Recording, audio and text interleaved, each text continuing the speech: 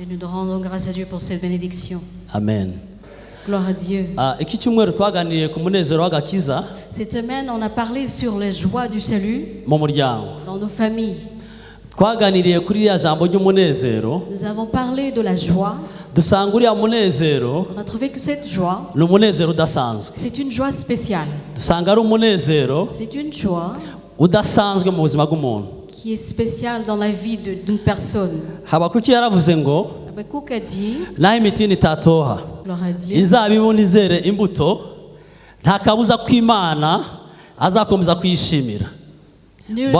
aucune chose ne nous empêchera de louer Dieu. Alors la joie de l'Éternel, ça ne dépend pas de la promotion qu'on reçoit. La joie de l'Éternel ne dépend pas de l'argent que vous recevez. Cette joie de l'Éternel, c'est une joie qui ne change pas. J'ai donné un exemple.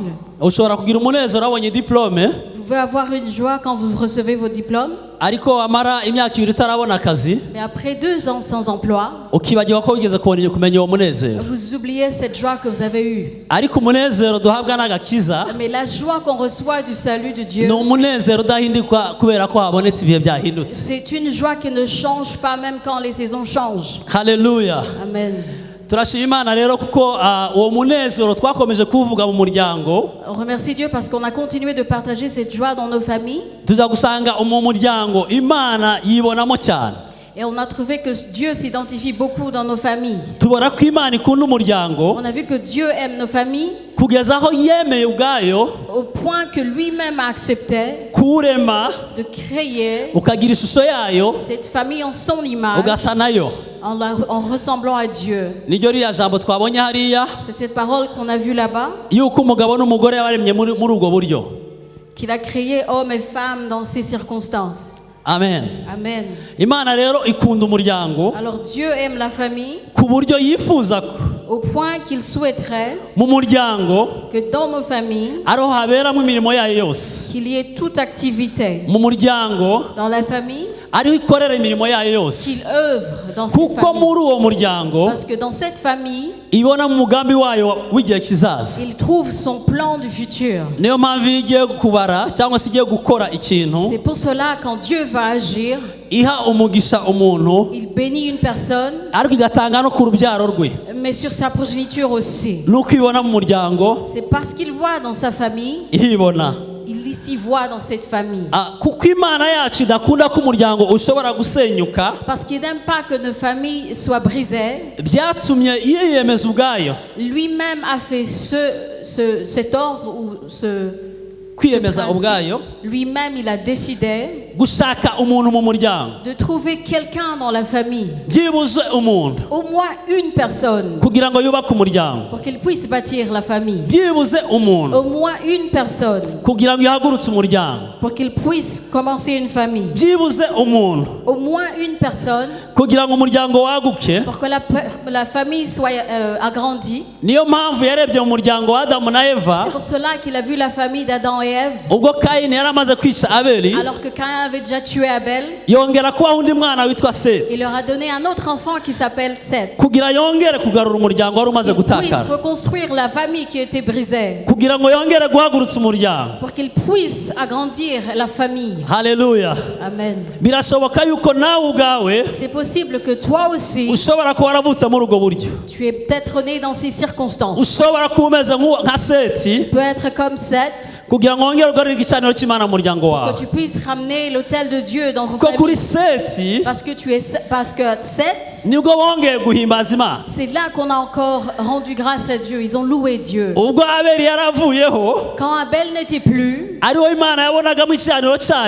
et que Dieu l'avait mis à l'autel, quand il a vu Caïn, et il a vu qu'il n'avait pas d'autel en lui, il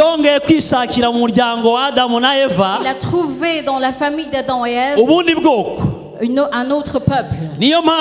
C'est pour cela ce que Dieu a dit à Adam et Ève, il est revenu pour le dire à Seth.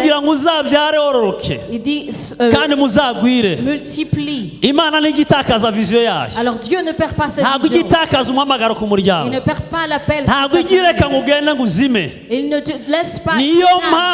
C'est pour cela qu'il a voulu que hallelujah. Amen. Oh, hallelujah. Amen. Tuza gusanga kandi ko Et aussi on a lu que usibye kubitemera ko umuryango utakara, non seulement il n'aime pas que la famille s'éteigne, usibye kubitemera ko umuryango ugenda, il n'aime pas que la famille s'éteigne. Ni Imana y'isezerano n'umuryango. C'est un Dieu qui promet. Ni Imana ikorana isezerano n'umuryango. Il a fait une promesse avec la famille. Ni Imana ikorana natwe. C'est un Dieu qui travaille, qui œuvre avec nous. Ni Imana izura umuryango ikoresheje umuntu umwe. C'est un Dieu qui ressuscite la famille en utilisant une personne. Ni Imana ikubwira wowe. C'est un Dieu qui te dit, ireba gakiza k'umuryango, tout en regardant au salut de la famille. Ni Imana iguhamagara wowe wicaye hano. C'est un Dieu qui t'appelle toi qui es assis ici. Ishaka guhamagara umuryango wawe. Pour appeler ta famille. Ishaka gukorana isezerano n'umuryango wawe. Pour faire une promesse avec ta famille. Hallelujah. Amen. Yasezeranye na Noa. Il a fait une promesse à Noah. Imubwira ko yubaka inkuge. Et lui disant. Igihe cyo kurimbura ubwo bwoko. Et quand le temps était venu. Ganze kuyumvira. Il a entendu Dieu. Yemera kugirana isezerano nayo. Il a fait une promesse avec lui. Iramubwira ngo. Et il lui a dit. Ico gihe nikigera. Ce temps arrivera. Uzahumbire muri no nkuge. Fuis dans l'arche. Ariko. Mais. Imana. Dieu. Ntiyigeze ireba. Il n'a pas regardé. Nowa nk'uwayikiranukiye gusa. Nowa nk'uwayikiranukiye gusa. Il n'a pas regardé que Noah était. Il n'a pas juste regardé Noah comme quelqu'un qui était intègre. Mais il a regardé Noah comme toute une famille. Il a pris sa femme, ses belles-filles, ses enfants, ses garçons. Il les a tous mis ensemble. Il les a mis dans cette arche. Et ils ont survécu. Alléluia. Amen. Alors Dieu peut kurokora umuryango wawe ta famille ikoresheje wowe en t'utilisant toi. Imana ikoranye isezerano n'umuntu. Et quand Dieu fait une promesse à quelqu'un, il peut sauver ta famille. Imana ikoranye isezerano n'umuntu. Quand Dieu fait une promesse, ishobora kwigarurira umuryango. Il peut racheter une famille. Ababyeyi bawe bakagaragara. Et tes parents. Abavandimwe bakaza. Et tes frères et sœurs. Abuzukuru bakaza. Tes grands abaturanyi bakaza. Tes voisins. Parce que c'est un Dieu qui a c'est un Dieu qui nous fait des promesses. Et il a fait une promesse à la famille. Un Dieu de promesses. Un Dieu de promesses. Un Dieu de promesses. Un Dieu de promesses. Il peut te faire une promesse. Il peut te faire une promesse. Il peut racheter tes frères. Alors ne sois pas découragé. Ne sois pas découragé. Ne pense pas que c'est fini. Ne pense pas que nous ne serons pas sauvés. Les autres aussi ont été sauvés. Alors ils peuvent aussi être sauvés. Le Dieu veut toi seulement. Sauve sa famille. Il veut que toi pour qu'il puisse racheter ta famille. Oh hallelujah. Amen. Oh hallelujah. Amen. Oh hallelujah. Amen. Alors notre Dieu, c'est un Dieu de promesses. Gloire à Dieu. Il regarde et regarde au parent. Il voit le salut de l'enfant. Il regarde la promesse en regardant Alléluia. Amen. Paul disait à la foi qui est en toi, je l'ai vue à travers ta grand-mère. Je l'ai vue à travers ta mère. Et cette foi, je la vois en toi. Oh, hallelujah. Gloire à Dieu. Que les dons puissent Que les dons soient manifestés. Qu'ils grandissent. Notre Dieu, c'est un Dieu qui peut œuvrer en toi, faire une promesse à ton enfant, et il a et le reste, c'est que ces dons soient manifestés en toi. Alléluia. Amen. Alléluia. Amen. Alléluia. Amen. Et Dieu, ce qu'il veut, il veut une personne. Une personne dans la famille. Une personne dans la famille. Une personne dans la famille. Juste une personne dans la famille. Quand on lit dans le livre d'Actes 16, 33, la Bible nous montre que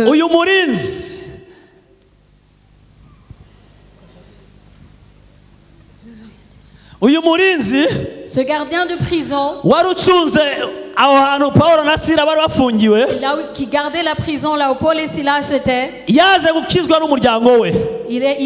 a pu sauver la famille parce qu'il a entendu la voix de Dieu, parce qu'il s'est humilié, parce qu'il a entendu l'appel, il s'est humilié, il a monté dans la haute chambre avec sa famille. Aujourd'hui, si tu t'humilies, tu t'humilies devant ton Dieu, avec ta famille. Aujourd'hui, si tu acceptes si tu acceptes que Christ, en t'humiliant, il va t'élever avec toute ta famille. C'est pour cela, c'est un Dieu de salut, un Dieu de salut. Oh, Alléluia. Amen. Alléluia. Amen. Oh, Alléluia. Alors le salut palpable dans nos familles, le salut palpable dans nos familles, quand Dieu donne ce salut, ça ne s'arrête pas dans ta famille seulement, ça déborde, ça déborde ta famille, ça va chez les cousins, ça va chez les voisins, parce que cette joie ne se cache pas, parce que le salut ne se cache pas. Oh, Alléluia. Amen. Bwana asifiwe. Gloire à Dieu. Imana rero, et Dieu, kuko yatanze uwo munezero, comme il a donné cette joie, ubwo Adamu na Eva quand Adam et Ève bari bafite uwo munezero, avaient cette joie, ubwo Imana yabasuraga, et quand Dieu les a visités, ngo bajyaga bumva imirindi y'Uwiteka, ils entendaient les pas de l'Éternel, bajyaga bumva uko Imana ivuga, ils entendaient comment Dieu parlait, bagiraga urugwiro n'Imana, ils avaient une chaleur avec Dieu, une relation, bagiraga ubusabane n'Imana, ils avaient une relation spéciale avec Dieu, bakumva kugendererwa n'Imana, et Dieu les visitait. ariko igihe bacumuye, Mais le jour où ils ont péché, Imana yakomeje gushaka umuntu Dieu a continué à kugira ngo chercher une akomeze igirane personne ubusabane n'umwana pour w'umuntu. qu'il puisse continuer cette relation avec l'être humain. Ibyo ntabwo tubitindamo. On ne va pas traîner dessus. Yahamagaye ba Aburahamu, Il a appelé Abraham, ahamagara ba Yosuwa, il a appelé Josué, ahamagara ba Mose, il a appelé Moïse, yageze mu bami, ajya mu bacamanza, parmi les rois, les juges, ajya mu batambyi, parmi les sacrificateurs, ashakisha umuntu kugira ngo en cherchant quelqu'un yongere asabane n'abantu. pour qu'il puisse avoir cette relation avec Bwana les autres. asifiwe. Gloire à Dieu. Ashimwe Yesu. Gloire à Dieu. Ashimwe Yesu. Gloire à Jésus. Ashimwe Yesu. Gloire à Jésus. Ashimwe Yesu. Gloire à Jésus. Ashimwe Yesu.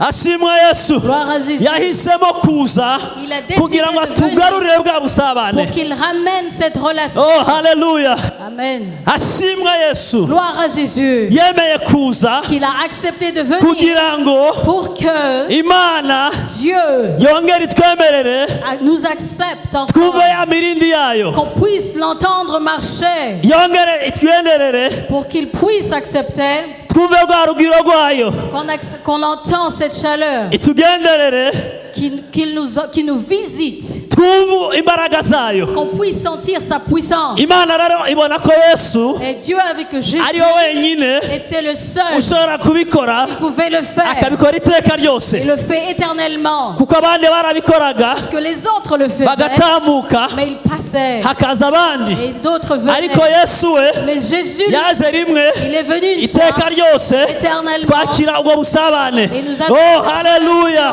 Gloire à Dieu. Imana ishimwe. Gloire à Dieu. Kuko yaje gutanga itegeko noneho. Parce qu'il est venu donner l'ordre. Yesu yaje gutanga itegeko. Jésus est venu donner l'ordre. Yaje gutanga itegeko. Il est venu donner l'ordre. Bibiliya tubwira ngo muri Yesaya. La Bible nous dit dans Igice cya 61 61. Uhereye ku murongo wa mbere. Premier verset. Yesu atangira kuvuga icyamuzanye mu isi. Jésus recommençait à raconter pourquoi il était venu sur terre. Ageze ku murongo wa gatatu. Sur le 3e verset. Aravuga ngo il dit. Yaje gushiraho itegeko. Il est venu. Yaje gushiraho itegeko. Donner l'ordre. Yaje gushiraho itegeko. Il est venu donner l'ordre.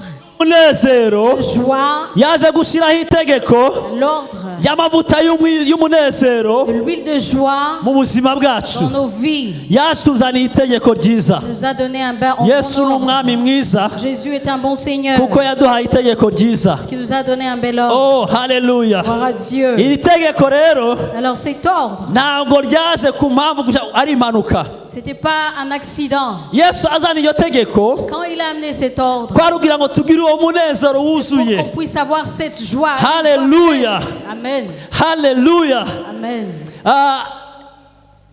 Umunezero w'agakiza. Alors la joie du salut. Usibye ko ari itegeko. Usibye ko ari itegeko. Bien que ça soit un ordre. Ni n'imbuto z'umwuka wera. C'est un fruit de l'esprit. Usibye ko ari itegeko. Bien que c'est un ordre. Kunezerwa mu mwami. La joie dans Dieu. Tugomba kunezerwa. On doit se réjouir. Niyo mpamvu Pawulo yanditse. Pour cela que Paul arabwira ngo nimwishime. dit réjouissez-vous. Nongeye kubabwira ngo je vous le dis encore. Nimwishime. Réjouissez-vous. Kuko ni itegeko ry'umwami. C'est un ordre. Usibye ko ari itegeko. Bien que ce soit un ordre. Ni n'imbuto y'umwuka wera. C'est un fruit du Saint-Esprit. La joie dans le salut. C'est un fruit du Saint-Esprit. Et ne pas l'avoir. Cela veut dire il y a quelque chose que tu n'as pas. Il y a quelque chose que tu dois trouver. David, lui, il y a des fois il n'avait pas cette joie. Quand il avait tué quand il avait péché, il n'avait plus cette joie. Quand vous lisez dans le chapitre 51, il a dit à Dieu, est-il possible de retrouver? J'ai envie de cette joie. Oh, hallelujah. Amen. Nimugire ibyo byifuzo by'uko umunezero ugaruka mu buzima bwanyu. Nimugire umunezero uko ibyifuzo by'uko umunezero agakiza biza. Reka buri muntu wese abigire icyifuzo. Ahora asenga Imana. Imugarurire ibyo byishimo. Imugarurire uwo munezero. Oh, hallelujah. Amen. Ndashima Imana. Je bénis l'Éternel. Ndashima Imana. Je bénis Dieu. Bwana asifiwe. Gloire à Dieu. Ariya magambo ndayakunda cyane. J'aime ces paroles. Cyane. Beaucoup. Uyu munezero w'agakiza. Alors cette joie de uturuka mu ijambo ry'Imana. Vient de la parole de Dieu. Usibye ko ari itegeko. Vu que même que si c'est un ordre. Usibye ko ari imbuto. Vu que c'est un y'umwuka wera. Du Saint-Esprit. Turisanga uwo munezero tuwusoroma no mu ijambo ry'Imana. On la trouve dans la parole de Dieu. Bibiliya ivuga muri Yeremiya 15:16. La Bible dit dans Jérémie 15:16. Amagambo yawe amaze kuboneka ndayarya. Maze ambera umunezero w'ibyishimo mu mutima wanje kuko nitiriwe izina ryawe Uwiteka Mana Nyiringabo. Hallelujah. J'ai recueilli tes paroles, tes paroles ont fait la joie. Irakomeye cyane. Cette parole est puissante. Iyo usoma ijambo ry'Imana, quand vous lisez la parole de Dieu, uzana umunezero mu mutima wawe. Elle amène la joie dans ton cœur. Iyo wongeye kusoma, quand vous lisez cette parole, wongera uwo munezero. La joie augmente en vous. Oh, hallelujah. Amen. Iyo ushaka gukomeza kuzamuka mu munezero, désirez encore urushaho gukomeza kwinjira mu ijambo ry'Imana. Quand vous voulez encore uko usoma ijambo rimwe, plus vous lisez la parole de Dieu, plus la joie. Wahishurirwa irindi jambo, quand vous êtes révélé la joie vient. Rero Imana yacu ishimwe yuko yasanze mu ijambo ryayo dushobora kuhasanga uwo munezero. Oh, hallelujah. Amen. Reka dukomera Imana amashyi kubwira ijambo. Le Seigneur pour ses paroles. Bwana asifiwe. Gloire à Dieu. Oh, asifiwe. Gloire à Dieu. Tena asifiwe. Gloire à Dieu. Uwo munezero ni mwiza cyane. C'est une belle joie. Umuntu atagira umunezero w'agakiza, si vous n'avez pas la joie du salut, ameze nk'imodoka igenda itagira moteri. Vous êtes comme Une machine qui marche sans moteur. Ni Imana idusunika. Iyo urya ijambo ugenda usunika. Ugenda wegera hera hera. Ugenda uzana umunezero mu buzima bwawe. Usa nkaho wiyongera imbaraga umunsi ku munsi. Encouragé au jour au jour. Alors, uwo munezero iyo umaze kuwubona. Quand vous avez cette joie, kandi ibyo byiringiro tuzabigumana tuzabimanukana. Bwana asifiwe. Ibyo byiringiro iyo bije bifite imbaraga nyinshi, grande puissance, biradusunika parce que ça vous encourage bikatujyana et nous emmène là dans les parvis du salut. En Jésus-Christ, il y a beaucoup de sources. En Jésus-Christ, il y a une chose dont tu as besoin. Ce dont j'ai besoin, c'est pas ce dont elle a besoin. Celui, il a besoin, c'est pas ce dont j'ai besoin. Parce qu'en Jésus-Christ, il y a beaucoup de sources. Il y a beaucoup de sources. Alors ce dont tu as besoin se trouve en Jésus-Christ. Cette joie nous cause à boire la source de vie. On peut aller. Oh, hallelujah. Je remercie Dieu. Je remercie Dieu. Je remercie Dieu. Chaque personne s'y trouve. Sinzi ko murajya kuri banke umara amasaha 3 utegereje kubona amafaranga yawe. Ntabwo ari uko bimeze mu Mana. Hari amariba menshi. C'est pas comme ça que c'est en Dieu. Il y a beaucoup de sources. Nta murongo ubayo. Il y a pas de ligne. Tujyayo dufite ibyishimo. Vous allez avec joie. Tukavoma. Et vous puisez. Tugasoroma. Vous rachetez. Tukakira. Vous pouvez tugataha tunezerewe. Et vous rentrez avec joie. Imana ishimwe. Gloire à Dieu. Imana ishimwe. Gloire à Dieu. Tugeze mu cyanditswe twari dufite. Alors voici le thème qui nous a dirigés pendant la semaine. Je vais aller rapidement. Juste 5 minutes. Et je vais clôturer. Gloire à Dieu. La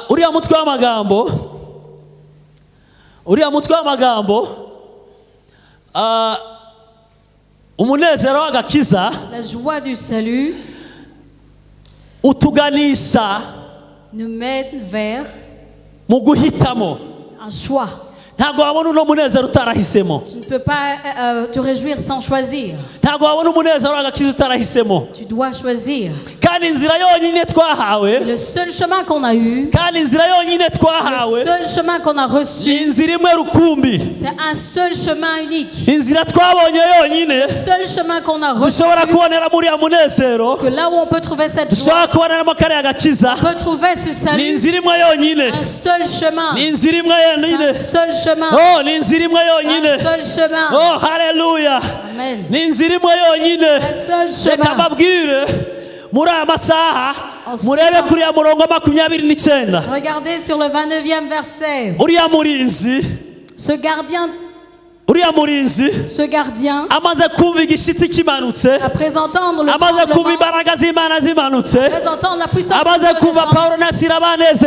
qu'il avait Paul et il y avait des choses,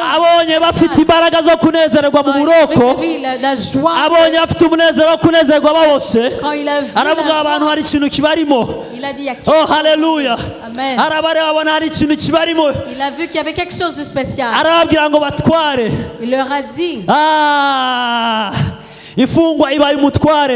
alors le président, hallelujah, en principe le président, il est pas ariko ikintu cyari kiri muri Paulo na Sila cyatumye umurinzi abita abatware. Haleluya. Icyari muri Paulo na Sila cyatumye bitwa abatware. Icyo nicyo kidukomeza, nicyo kituzanira ibyiringiro kuba dufite umwami Yesu, kuba tugendana nawe mu buzima bwacu, kuba turi kumwe iminsi yose, bituma tugira imbaraga, bituma tugira agaciro. Ça nous donne la valeur. Ça nous donne la valeur. En marchant avec Jésus. premier culte, j'ai partagé ceci. Quand ils étaient dans la gueule du feu, ils étaient à 3. Ils étaient à 3. Mais en petit moment, il en a eu 4. Oh, hallelujah. Amen. Dieu nous trouve là, dans la prison, dans les problèmes, dans les combats, dans les tentations. Il dort avec nous. Il est avec nous. Quand on est à 2, on est à 3. Et quand on est à 3, on s'y retrouve. Mais quand on est à 4, il se retrouve. Alors notre Dieu, il a trouvé Paul et Silas. Ils étaient à 2. Ils étaient à 3. Alors le jour, le gardien parce qu'il était avec le Dieu des dieux. Il était avec le Dieu des dieux. Et s'est dit, comment puis-je faire?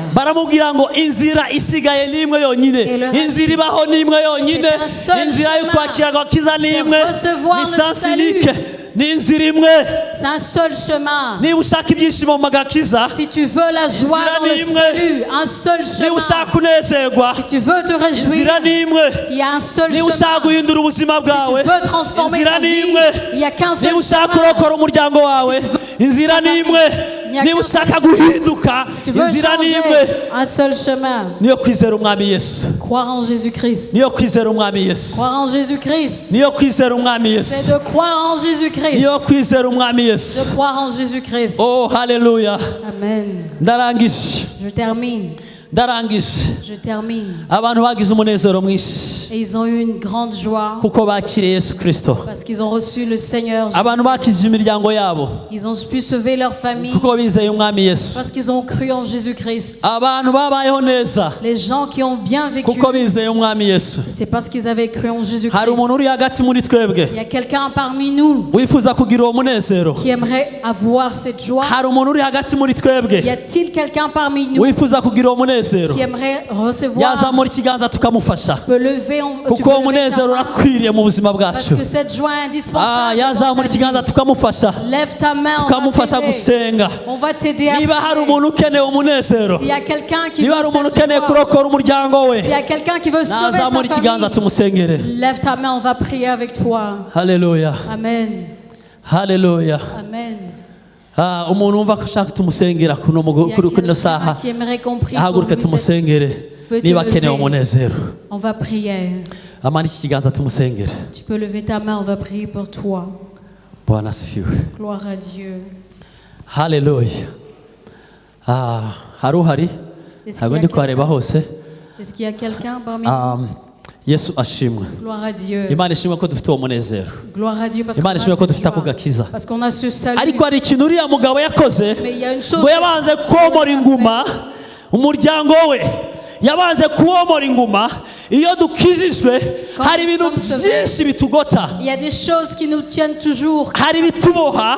Il y a des choses qui nous tiennent toujours captifs. Bikatuboza kubona wa munezero wacu twari dufite. Nous empêche de garder cette joie. Ibyo rero nta kindi kibikuraho. Nulle autre chose. Nukwemera ukabohoka.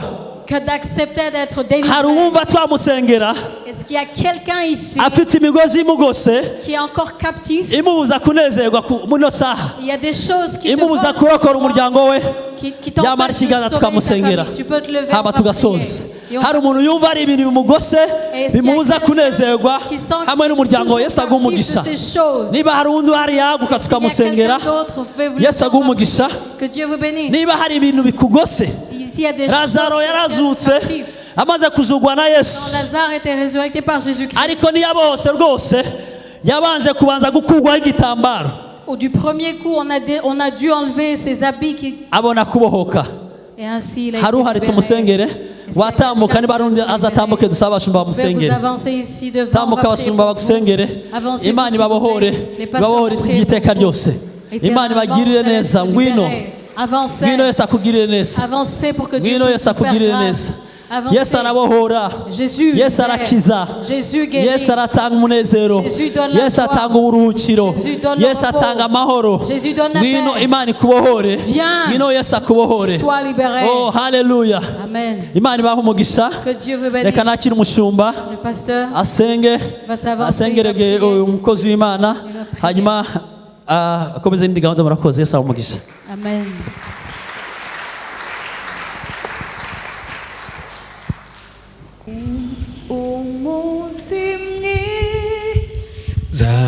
Zanibuka nuona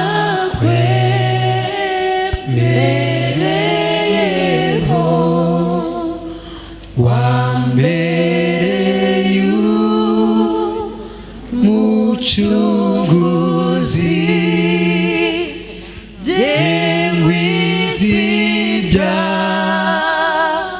jengwizibyawe nishime singize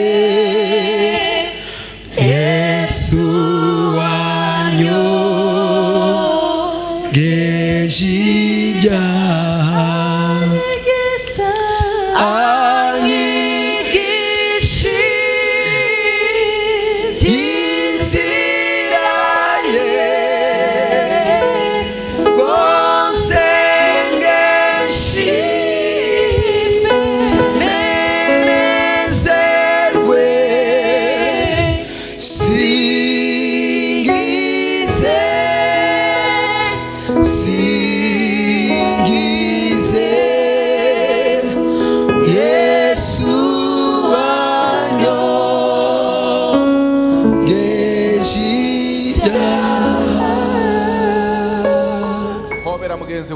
Embrasse ton voisin. Satani yajyana ibintu byose ntakajyana agakiza kakurimo. Dis-lui kandi ariko uzahora wishimana tu ne puisses pas kuko prendre n'imbaraga zikomeye. Imana ibagirire neza mu izina que rya Dieu Yesu. vous bénisse au nom de Jésus.